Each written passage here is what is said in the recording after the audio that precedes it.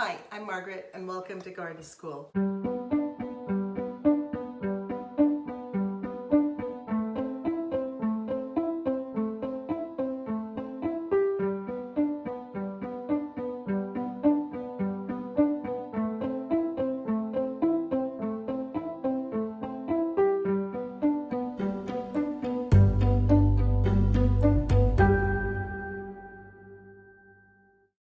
We're in the kitchen today and we're talking about soil and dirt.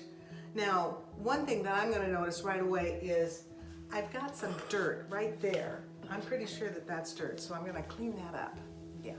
But anyway, the difference between soil and dirt, I'll explain that to you.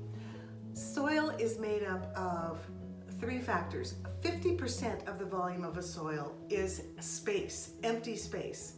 Then 45% of the remainder is inorganic material, and that would be sand, silt, and clay. And we'll talk a little bit about those different particles and what makes them different a little bit later. Now, if you just have that, the space and the inorganic matter, you've got dirt. The difference between dirt and soil is that soil also has organic material. Now it's only about 2 to 5%, but that organic material, that stuff that is the living things, the fungi and the microbes and the bacteria that are in the soil, plus the things that were recently living that are now dead and decomposing, that's the organic matter. Now, what we're going to do right here is I have three kinds of soil. I've got some soil from my pea patch, some soil from what I'm calling my perennial beds, and then the soil, what I'm calling the pine pathway, which isn't a planted area, it's walked on, it's got pine needles in it, it's kind of a spare, non-cultivated area. So I'm just gonna measure out a cup of this soil, and I'm gonna add it to a jar, and then I'm gonna fill it up with water. I'm going to do this for all three kinds of soil. I'll just fill it up to the neck there, like that. And I've got a lid labeled. This one is the pea patch soil. Give it a good shake. Mix it up really well. And now we need to let this sit overnight. I'm probably going to try and let it sit for about 18 hours. And during that time period, we'll see, first of all, the heavier things, if there's any gravel or things like that, that will settle out in the bottom. And then we'll see the other components of the inorganic material separate by size, the sand, the silt, and the clay. And then we'll also see the organic part. Well, I've got a couple others to fill up here, so I'm gonna do that while you watch.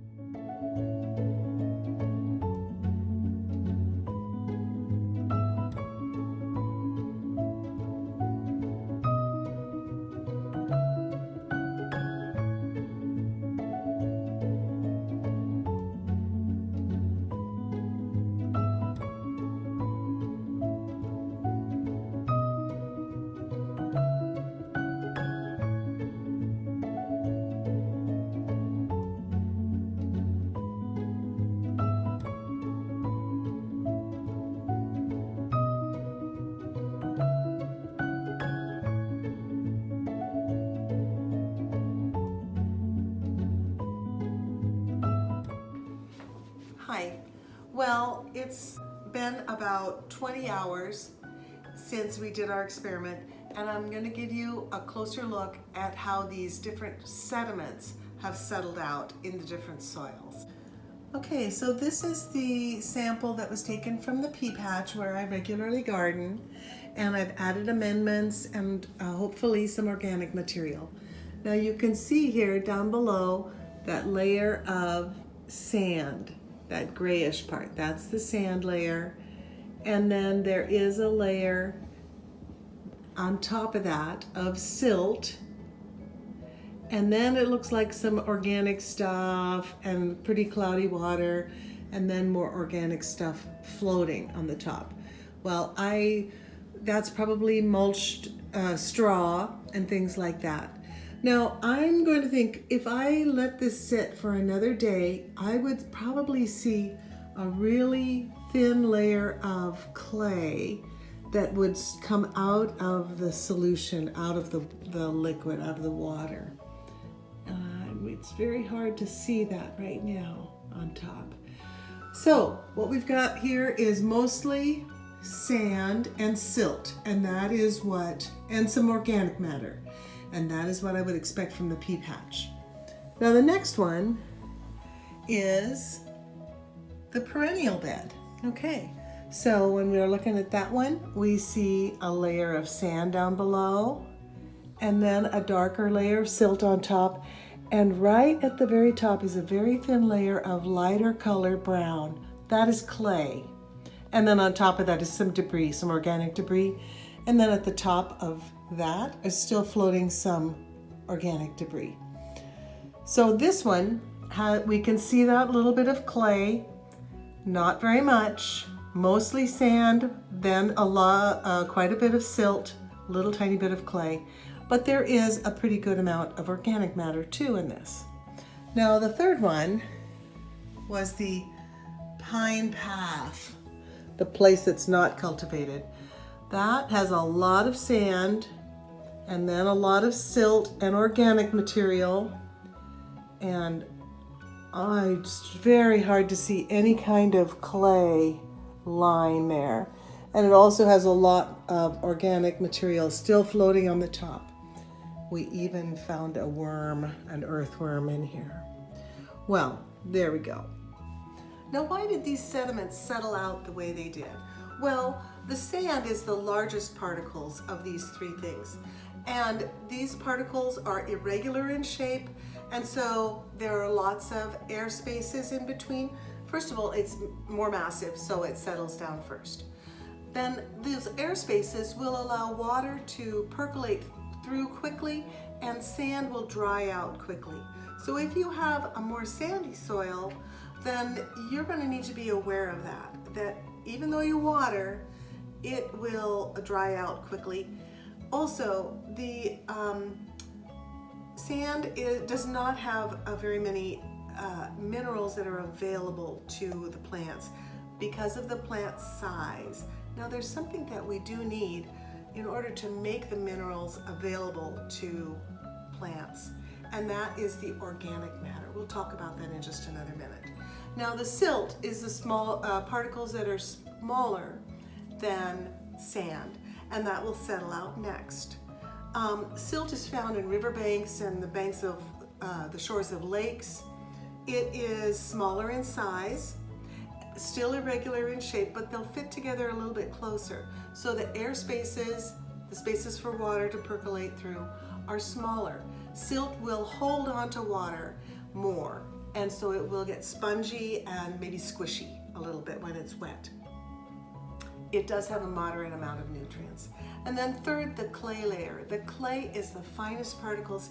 It's so fine you can barely feel those particles.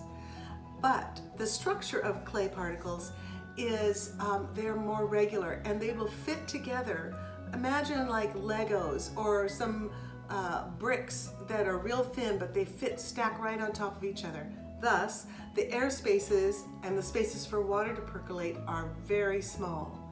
So when clay is wet, it will feel wet and slippery, but when it dries out, it can get so hard that water will actually shed off instead of be absorbed and go into that area. So clay is really not a good thing. And then also, when clay is hard, it is too hard oftentimes for roots to penetrate. So even though it's a mineral-rich substance, the plant can't get there to get the minerals. Now, about the organic matter, that is very, very important. In 1 teaspoon of soil, there are over 3 billion microcritters. So we're talking about bacteria, fungi, all those little microbes, algae, all those living things.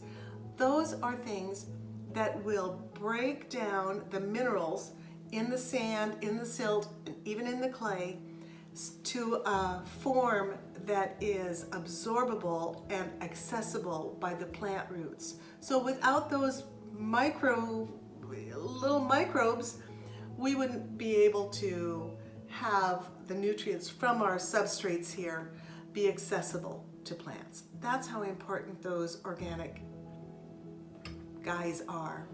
Also, organic material can be used to just increase the feel and the lift and the heft of your soil. That's what's called tilth.